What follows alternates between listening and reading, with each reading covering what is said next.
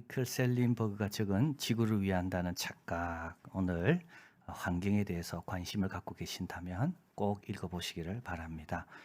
이 책은 잘못된 환경주의자들, 이들을 종말론적 환경주의자라고 부릅니다. 문제를 과장합니다. 잘못된 경고를 남발합니다. 극단적인 행동과 생각을 조장하고 있습니다. 종말론적 환경주의자들은 오늘날 환경 문제를 오직 인간의 탐욕과 오만으로 인한 것이라고만 봅니다. 인간의 문명과 발전을 부정적으로 생각하고요. 친환경은 곧 자연적인 것이 친환경적인 것이다. 이렇게 생각하고 있습니다. 저자는 말합니다. 경제 성장을 추구해서 많은 이들을 가난에서 건져내는 일과 기후변화에 맞서는 일, 이 두 가지는 양자택일이 아니라는 겁니다. 기후활동가들이 맹목적으로 반대하는 기술의 힘, 이것은 결국 기후변화를 이것이 기술이 막아내고 있다는 겁니다. 세계적으로 숲을 차지하는 면적은 줄어들고 있을까요? 넓어지고 있을까요? 넓어지고 있습니다. 이는 경제 성장으로 일자리가 만들어짐으로 인해 화전민 생활을 청산했기 때문이고 불 대신 기계를 이용해서 숲을 개간할 수 있게 됐기 때문에 실제로 숲의 면적은 지금 늘어나고 있답니다. 식량 생산에 영향을 미치는 것은 기후 환경이 아닙니다. 비료, 관계시설, 농업의 기계화입니다. 거북 등껍질, 이거는 안경, 빗, 보석, 각종 상자, 리라, 사치품에 사용되어서 거북이를 많이 죽였습니다. 코끼리의 상아, 이거 역시 피아노, 건반, 당구공, 여신상 등 제조에 사용되었기 때문에 코끼리를 많이 죽였습니다. 그런데 이 거북이를 살리고 코끼리를 보존한 것은 친환경으로 돌아가는 게 아니었습니다. 그것은 바로 플라스틱이 생산되고 더 좋은 플라스틱의 질로 인하여 상아보다 더 촉감이 좋은 그런 기술 개발로 인해서 거북이와 코끼리가 살아있는 겁니다. 고래도 마찬가지라 그래요. 1960년대는 매년 3만 5천 마리의 고래가 사냥되었습니다. 지금 사냥당하는 고래는 200마리를 넘지 않습니다. 고래를 살린 것은 뭘까요, 여러분? 바로 석유입니다. 고래 기름 대신 석유가 발견되면서부터. 그래서 필라델피아의 한 신문에는 이런 만평이 실렸다고 합니다. 석유가 발견됐을 때 고래들이 모여 잔치를 벌였다는 겁니다. 저자는 말합니다. 경제 성장이야말로 환경 보호다. 기후 변화를 부정하지도 말고 과장하지도 마라. 번영과 자연을 동시에 추구해라. 자, 우리가 이렇게 환경을 생각하는 고민과 노력은 다 어디에서 비롯된 것일까요? 이건 다 청지기 의식에서 비롯된 겁니다. 우리가 주인이 아니라 우리는 잘 관리하라고 이 자연과 이 피조물들을 맡은, 그래서 인간은 만물의 영장이다. 이 바로 이 청지기 의식입니다. 우리 예수님의 가르침에는 이 청지기가 자주 등장합니다. 청지기의 사명을 감당하기 위해 어떤 점을 기억하고 또 노력해야 되는지 오늘 누가복음에서 살펴보려고 합니다. 첫 번째 교훈은 12장에 나옵니다. 이제 주인이 돌아올 때까지 깨어 있으라는 말씀인데요. 주인이 와서 깨어 있는 것을 보면 그 종들은 복이 있더라. 내가 진실로 너희에게 이르노니 주인이 띠를 띠고 그 종들을 자리에 앉히고 나와 수정하리라. 위치가 바뀌는 거죠. 그래서 종이 열심히 주인이 없는 동안 주인을 위해서 일하다 보면 주인이 왔을 때 그 종을 존귀한 자리로 세워준다는 뜻입니다. 이때 베드로가 질문합니다. 이 비유를 우리에게 하심입니까? 아니면 모든 사람에게 하심입니까? 이때 예수님께서 청지기, 제자들은 청지기 의식이 있어야 된다. 12장 42절 주께서 가라사대 지혜 있고 진실한 청지기가 되어 주인에게 그 집 종들을 맡아. 이게 청지기죠. 청지기는 주인의 종을 맡아 때를 따라 양식을 나누어 주는 자가 청지기다. 양식이 말씀이라면 맡은 영혼들은 바로 영혼들인 거죠. 그래서 예수님께서 왜 제자들에게 특별하게 이들과 시간을 보냈습니까? 나중에 이들에게 영혼과 말씀을 맡기기 위해서입니다. 그런데 이런 사명을 잘 감당하고 하지 않고 잊은 자들이 있죠. 만일 그 종이 마음에 생각하기를 주인이 더디오리라 하여 노비를 때리고 먹고 마시고 취하게 되면 그러니까 노비들이 잘 먹어서 건강해야 되는데 잘 안 먹여서 비실비실하는 겁니다. 그리고 그 집에 있는 모든 일들에 더 신경을 써야 되는데 지금 먹고 마시고 취하게 됩니다. 무책임한 청직입니다. 사악한 청직입니다. 자, 그러면서 주님께서 청직에 대한 두 가지 원칙을 말씀합니다. 하나는 비례의 원칙이고 하나는 차등의 원칙입니다. 비례의 원칙은 뭐냐면 같은 잘못을 해도 알고 한 거하고 모르고 한 것에 대한 처벌은 서로 다르다. 12장 47, 48절 주인의 뜻을 알고 예비치 아니하고 그 뜻대로 행치 아니하는 종은 많이 맞을 것이요 알지 못하고 맞을 일을 행한 종은 적게 맞으리라. 똑같은 일을 해도 어른이 하면 많이 맞고요 아이들이 하면요 적게 맞습니다. 이게 비례의 원칙입니다. 또 한 가지는 차등의 원칙이 있습니다. 이거는 불평등을 정당화하는 겁니다. 불평등이 언제 정당화되는가? 왜 저 사람과 나와의 차이가 언제 정당화되는가? 나는 받아들일 수 있는가? 이거는 바로 많이 받은 자가 더 많이 섬길 때입니다. 12장 48절 물이 많이 받은 자에게 많이 찾을 것이요 많이 맡은 자에게 많이 달라 할 것이다. 이게 요셉입니다. 요셉에게 형들이 불평할 이유가 없어요. 요셉은 꿈도 가졌고 총리도 되잖아요. 그런데 불평할 일이 없어요. 왜냐하면 요셉은 총리와 꿈을 갖고 더 열심히 일하거든요. 70명의 가족을 다 먹이 살리고 애굽의 모든 백성들을 다 먹이 살리거든요. 이게 차등의 원칙입니다. 자, 그래서 여러분 우리도 자녀를 위해 기도할 때 또 우리 스스로를 위해 기도할 때도 여러분 많이 받았습니까? 그러면요 많이 베풀어야 됩니다. 더 부지런해야 됩니다. 더 열심히 꼼꼼하게 살아야 됩니다. 그래야지요 많이 준 자에게 많이 찾겠다 했거든요. 그래서 오늘 본문의 두 가지 지혜와 신실함. 지혜는 이 일을 감당하기 위해 필요한 게 지혜입니다. 여러분 꼭 기억하셔야 됩니다. 지혜는 독립적인 개념이 아닙니다. 지혜는 종속적인 겁니다. 하나님의 사명을 감당하고 이웃을 섬기기 위해 필요한 게 지혜지 지혜 자체가 목적이 아닙니다. 그래서 신실한 종은 오늘도 양식을 먹여야 되는데 어떻게 양식을 먹여야 건강할까? 그 지혜를 구하는 거고요. 또 신실하다는 말은 뭡니까? 주인이 옆에 있으면 뭐라 말할까? 늘 주인 앞에 의식. 이게 바로 신실함입니다. 이 두 가지만 있으면 여러분 어떤 것도 감당할 수가 있습니다.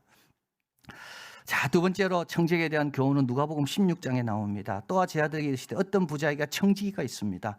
그가 주인의 소비를 허비한다는 말, 그죠? 자기 게 아니고 주인의 것을 허비한다는 말을 주인이 듣습니다. 청지기를 불러 더 이상 시무를 보지 못하게 할 것이라고 말합니다. 이때 16장 3절 청지기가 속으로 이릅니다. 주인이 내 직분을 빼앗으신 내가 무엇을 할꼬? 땅을 파자니 힘이 없고 빌어먹자니 부끄럽구나. 관리직에 있다가 이제 내려오는 거죠. 그러니까 딴 건 익숙하지 않습니다. 힘도 없습니다. 그리고요 부끄럽습니다. 자, 이렇게 고민하는 중에 16장 4절 내가 내 할 일을 알았도다. 이렇게 하면 직분을 빼앗긴 후에도 저희가 나를 자기 집으로 영접하리라 하고 이제 주인으로부터 돈을 빌려간 사람들 다 불러 모읍니다. 그리고 나서 차용증서를 변경을 시킵니다. 예를 들면 기름 100마를 갚아야 된다고 써 있는데 50말만 갚으면 된다고 쓰게 합니다. 그리고 밀백석을 갚아야 하는데 80만 쓰라고 이야기합니다. 그런데 여러분 이상한 거는요 16장 8절 주인이 이 옳지 않은 청지기가 이를 지혜롭게 하였으므로 칭찬합니다. 주인의 기름의 소득이 반으로 줄어들 것이고 그죠? 밀이 100에서 80으로 줄어드는데 왜 주인은 칭찬할까요? 여러 추측성 설명들이 있습니다. 아마 요 50은 자기가 먹으려고 한 건데 그러니까 주인에게는 전혀 지장이 없는 거고 그리고 이 사람이 시세보다 더 많이 불러서 차용 증서를 쓰게 했는데 그래서 시세에 맞춰주니까 결국 주인은 손해는 아닌 거고 그리고 그렇게 낮춰주면서 주인의 이름으로 낮춰주니 주인의 명예가 올라가고 하여튼 주인은 마음에 들었다는 겁니다. 자, 그러면서 16장 8절 우리 예수님이 말씀합니다. 여기서 좀 배우라는 겁니다. 이 세대 아들들 이 불의한 청지기가 이 시대에 있어서는 빛의 아들들 예수님의 제 아들보다 더 지혜롭다. 그래서 이들에게 좀 배우라는 거죠. 뭘 배우라고요? 아직 청지기 직위에 있을 때 서둘러 일을 감당하는 겁니다. 가만히 있지 않고 아직 청지기 직위에서 쫓겨나지 않을 때 그때 자기 할 일을 발견한 거고요. 또 한 가지는 재물을 제대로 사용하는 겁니다. 그래서 요 16장에 보면 재물에 대한 말씀이 계속 나옵니다. 불의의 재물로 친구를 사귀라. 그리하면 없어질 때 영원한 처소로 영접하리라. 두 주인을 섬길 수 없나니 하나님과 재물을 겸하여 섬길 수 없다. 이 사람은 자기의 재물을 포기하면서 자신의 미래를 지금 준비한 거 아닙니까?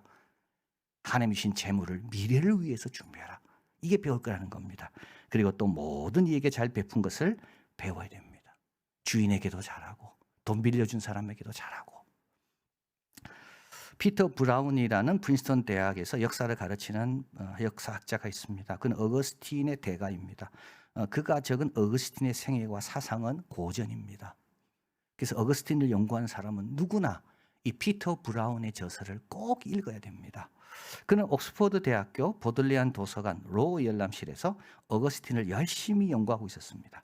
그런데 자기 맞은편에 자기하고 비슷하게 늘 규칙적으로 찾아와서 어거스틴의 성경 강해와 기도서를 읽고 있는 자가 있었습니다. 그는 옥스퍼드 대학 교수도 아니고 박사과정 학생도 아니고 알고 보니까 그는 근처 시골 지역에서 목회하는 성직자였습니다. 그분은 올 때마다 침실용 실내화를 늘 신고 있었는데 많은 경우 이 침실용 실내화의 영향력이 책을 압도해서 엎드려 잠들 때가 많았다는 겁니다. 브라운은 이때마다 생각했습니다. 이 목회자는 박사과정의 동료들보다 더 넓은 학문 세계를 상징하는 분이구나. 그래서 자기는 자기의 저서를 출판할 때 옥스퍼드 출판사가 아니고 영국에 있는 밥 파버라는 일반 대중 출판사에게 자기 출판을 의뢰해서 성사시켰습니다. 왜냐하면 이런 사람들과 어거스틴에 대해서 공유하고 싶어서요. 여러분 모두에게 잘하는 게요. 그게 청직입니다. 낮고 높고 상관하지 말고 모두에게 유익을 주는 사람. 그 사람이 우리 예수님이 원하시는 청지기의 사명을 감당하는 사람입니다. 자, 마지막으로 살펴볼 내용은 누가복음 20장에 나옵니다. 이렇게 열심히 일을 잘하고 사람을 인정을 받다 보면 본인이 정직임을 잊게 됩니다. 이제 요거를 경고하는 내용입니다. 20장 9절. 이 비유로 백성에게 말씀하실 때 한 사람이 포도원을 만들어 농부들에게 새로 주고 타국에 갔습니다. 그래 오래 있습니다. 오래 있다 보면 착각하게 됩니다. 뭐든지 오래 그 일을 하다 보면 이 일은 나밖에 할 수 없고 이 일은 내 것이고 그래서 그 일을 놓기가 참 어려워집니다. 자, 그래서 이제 때가 돼서 주인이 종들을 보내 소출을 바치라 그랬습니다. 그러니까 이들은요, 오히려 주인이 보낸 종들을 때려서 보냅니다. 빈손으로. 두 번째, 세 번째. 이제 마지막으로 주인은 포도원 주인이 13절이죠. 내 사랑하는 아들을 보내리니 저희가 혹 그는 공경하리라 하였더니 그래서 아들이 오면 공경할 것이다. 그러면 다 용서할 마음을 가지고 보낸 겁니다. 그런데 이 아들은 상속자이기 때문에 우리가 죽이고 이 밭을 차지하자. 이게 독재자들이 하는 일입니다. 이런 민주국가고 독재국가의 특징은요. 임기가 있냐 없냐입니다. 독재국가는 임기를 지 마음대로 바꾸죠. 똑같습니다. 여기 있는 거예요. 내려와야 되는데요. 내려오기 싫습니다. 20장 16절. 자, 어떻게 될까요? 와서 그 농부들을 진멸하고 포도원을 다른 사람에게 주리라. 자, 그래서 요 본문, 오늘 누가복음 20장에 있는 이 본문은 레위기 19장에 있는 내용을 배경으로 하고 있습니다. 레위기 19장 23, 25절에 이런 말씀이 있습니다. 너희가 그 땅에 들어가 각종 과목을 싣거든 그 열매는 할례 받지 못한 것으로 여겨 3년 동안은 먹지 마라. 그리고 4년째 열매는 하나님께 드려라. 그리고 5년째부터 너희가 먹어라. 만약에 이 농부들이요, 이 레위기 말씀을 준행했다면 3년 동안 안 먹고 4년째 하나님께 드리고 5년째 자기가 먹으려고 했다면 주인이 내놔라 했을 때 아마 쉽게 내놨을 겁니다. 여러분, 율법과 말씀을 지키는 연습을 하는 사람이요, 나중에 주님이 내려오라 할 때 잘 내려올 수 있습니다. 꼭 그렇습니다. 이 작은 것부터 잘 순종해야지 나중에 큰 거 앞에서도 방황하지 않고 추한 모습을 보이지 않는 겁니다.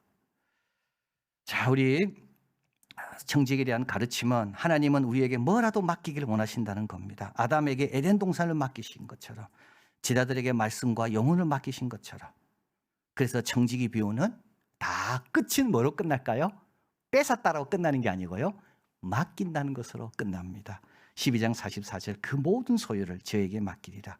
16장 11, 12절 참된 것으로 너에게 맡기겠느냐. 20장 16절 다른 사람들에게 주리라. 지혜롭고 신실한 청지기가 되시기를 바랍니다. 그동안 좀 잘못했어도요, 아직 기회 있을 때요, 지금부터라도 좀 눈을 넓혀서 내 주위에 있는 사람들에게 다 은혜를 베풀리라. 그리고 주님 앞에 드리는 연습을 하는 겁니다. 그러면 맡기신 분의 뜻에 따라 잘 감당하게 되고 우리는 귀한 일에 계속 쓰임받는 자들이 다 될 것입니다.